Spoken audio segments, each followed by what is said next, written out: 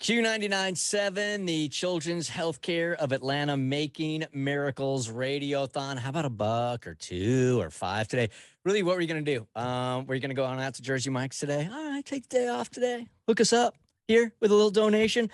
866-781-8811 or text the word miracle to 64636. This next segment is tough, man, because it's the scariest word ever.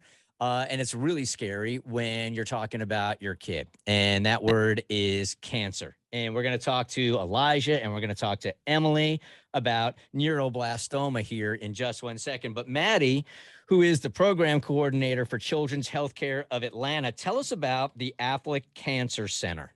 Yes. So the Affleck Cancer and Blood Disorders Center is located at Children's Healthcare of Atlanta. It's one of the largest pediatric cancer and blood disorder centers in the country. And we're so grateful to have it in our backyards here in Atlanta. We treat patients from all over the country and patients all over the state of Georgia. And so it's just one of those things that you don't realize is here, but you can receive the best care just right here in Atlanta. I think what people need to realize is like when you as a parent get that diagnosis that your child has cancer. So now you're not just thinking about treatment. There's words thrown at you like radiation and chemotherapy, but you also have to think about the support team and like what you need for you and what you need if you have other children and how the siblings are going to deal with this news. So Children's Healthcare of Atlanta, as far as being top tier when it comes to medicine, it's top tier when it comes to taking care of the patients and the family. And that's why they have the family support team. There's a 48-member family support team, 100% donor funded. It includes child life specialists, school programs, music therapy, the therapy dogs, all of that stuff, because these kids, not only are their bodies having to endure and deal with cancer, but you're talking about your emotions and you're also talking about the mental aspect of it. So it's all encompassing. Like Children's isn't just here to cure the cancer, but they're here to cure the family. It's a really, really great point. Maddie, you want to speak to that? Yeah. So a lot of our patients have extended stays at the, on the Affleck floor. And so that's just one of those things that all of those family support services provide just the best care that these patients can have. And the Affleck Cancer and Blood Disorders floor, the rooms are designed specifically for these patients because they are getting barged in on or nurses checking in on them. They've gotten it down to where you can open the blinds to check on the patients. And if they're sleeping, we're not going to step in there to disrupt these patients when they're receiving their treatment.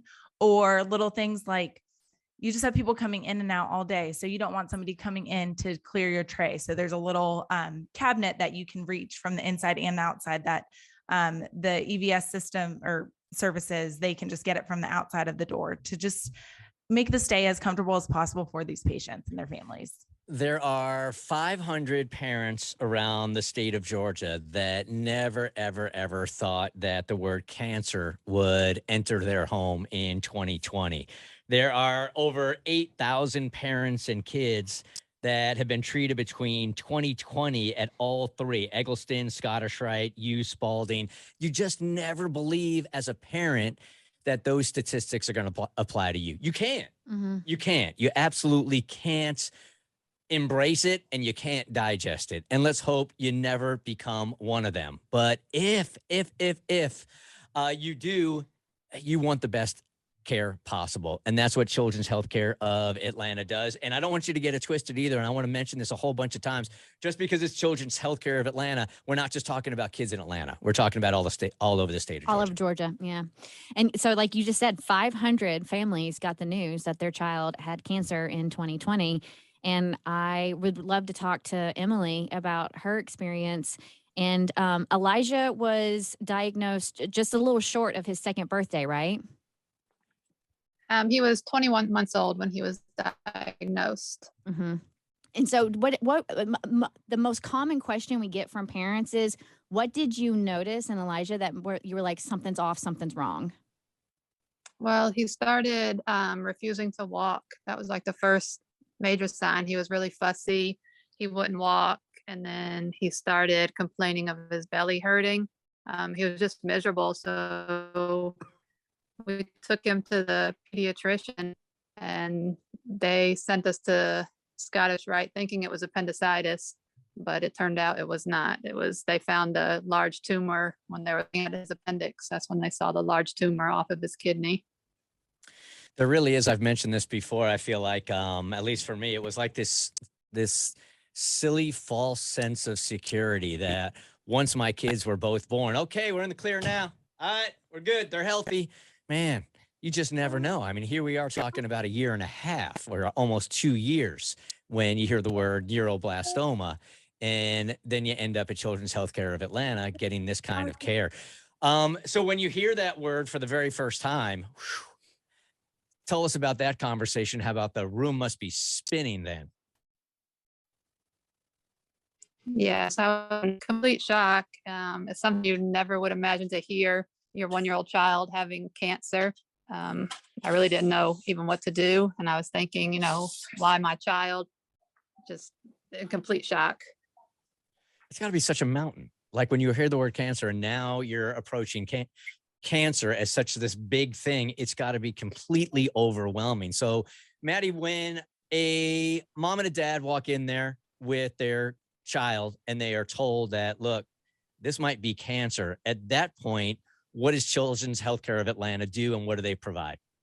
So that's where that support services team comes in play, because there's everywhere, depending on the age of the child doesn't understand what cancer means. So that's where our child life specialist comes in and will explain the red and the white blood cells and kind of how that works together, and how the treatment's going to come. And then stepping alongside these parents and really answering every question that they have. So providing all of the information that they can at that time, because at that time it's a new diagnosis. So there is a lot of unknown and a lot of fear that comes with that. And so as children's job is just to come alongside these parents and these families and really support them in whatever way possible that they can at that time. Emily, after Elijah's diagnosis, like what were the next steps that followed? He was immediately admitted to the AFLAC floor at Eggleston. And then he went through scans and testing. That's when they found out what type of cancer, the stage 4 neuroblastoma. So he went through 6 rounds of chemotherapy, 12 rounds of radiation. He had a major surgery that removed the primary tumor, and they also had to take the kidney because it was wrapped around the kidney so tightly. He had 2 stem cell transplants, and then he had to do 5 rounds of antibody therapy. And after that, we did a trial in North Carolina, DFMO trial to keep him in remission. Hey, Maddie, we hear that term thrown around a lot, but I don't know that people really understand what the definition of a trial maintenance is. Yes. So a lot of what pediatric cancer, there's a lot of unknowns. And so there are lots of different cases that now money is going towards childhood cancer to do some more research on the best ways to cure cancer and different types of cancer within children. So again, that's what a trial is. Again, that phone number, 866-781-8811, or you could text the word miracle and you could donate every month to 64636. Emily, I was going to ask in this time, how did the doctors and nurses at Children's ease you and Elijah's anxieties in this new adventure? They were all amazing. They pretty much did everything they could. Elijah was so young, so it was very stressful for him. But they had Child Life come to help him. He loved the pet therapy when they would come around. Even the nurses in the evenings when he was asleep at night, they would actually duck down to try to take his vitals so that he couldn't see them. Just because when anyone would come in the room, he would, get so scared and nervous. So just the little things like that. These dogs keep coming up. Yeah, over and over and over again. Are Yeah, therapy dogs, man. Common favorite, and that's for good reason. And it's 100% donor funded, right? The insurance doesn't take care of any of it.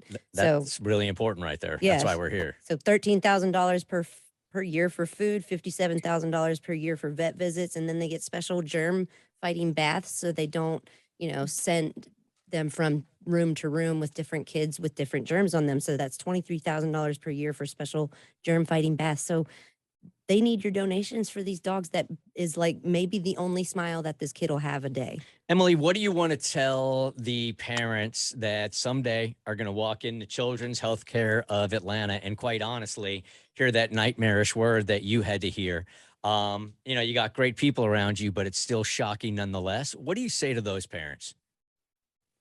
You really just have to take one day at a time and, focus. My primary focus was Elijah at the time. I just took it one day and kept the faith and hope that things would be okay and that he would be okay. And now he's almost 12 years old and not even showing any side effects from the treatment that he had. That's awesome. It's the greatest news ever. It is. Emily, as you watch him be so strong and go through this and all the things that he's had to face, has it kind of helped you in your outlook on life and things of that nature? Yes, it definitely did. And the nurses and doctors, they would always tell me, oh, he's not going to remember any of this. And I'm thinking, this is so traumatic. Like, how? How is it possible that he won't remember all of this? But he actually does not remember any of it. He was 2 years old. He was in treatment until he was 5. He remembers like the hospital and some things, but none of the torture that he went through and none of those awful treatments. It's tough. It's tough for any kid. Let's try to get your kid as comfortable as possible if you end up at Children's Healthcare of Atlanta.